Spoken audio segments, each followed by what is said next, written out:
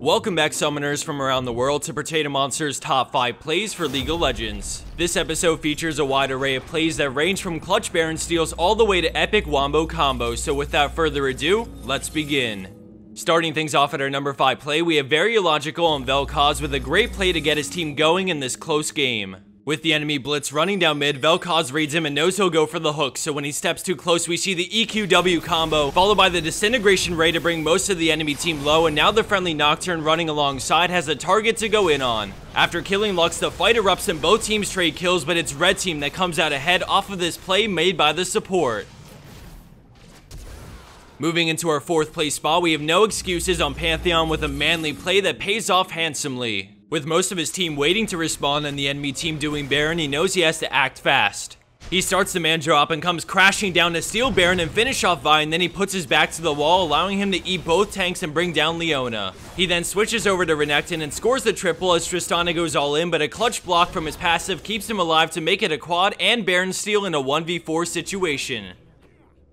Landing in a 3rd place, we have NxRedon on Shaco with a solo invade into the enemy jungle. We see him move towards red buff as Vi finishes it off, and instead of running away, he jumps straight onto her, applying the red buff slow as she retreats. With her Q back up, she tries to get to tower, but Shaco blocks it with the sieve and then gets right back on her. Vi decides to turn with her ultimate when the tower aggroes, but a clutch ult negates the last tower shot as he finishes her off. Since the enemy Nasus roam to come help, he's forced to run deeper into the enemy jungle, and thanks to another great deceive, he avoids the W from Nasus. He has no vision of the other side, but he doesn't see him coming from top lane and decides to put a box down and play reactively. The dog falls for the bait and runs into the box, allowing him to gain some distance and just barely peace out with the final deceive.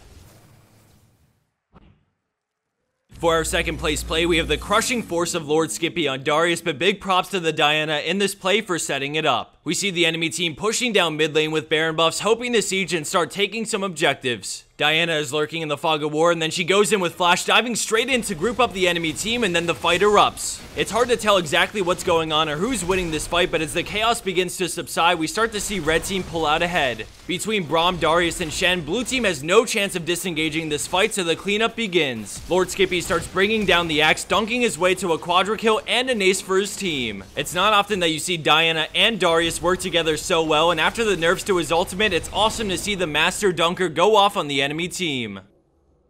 And for number 1 pro play for this week, we have arxes on Lee Sin in a challenger elo game, and although the gold scores are fairly close, blue team is looking to take their inhib just 20 minutes in, so things haven't been going well for arxes and his team. Out of nowhere, Lee Sin sees an opening and instantly war jumps into a kick on Elise, knocking up all 5 members so that Yasuo and Draven can land their ults on the entire enemy team, leaving them in shambles. As blue team scatters in every direction and get picked off in the process, I wanted to encourage everyone to check out this play more than just one time. I don't know how he saw that opening to go in, but the execution and follow-up from his team are spectacular.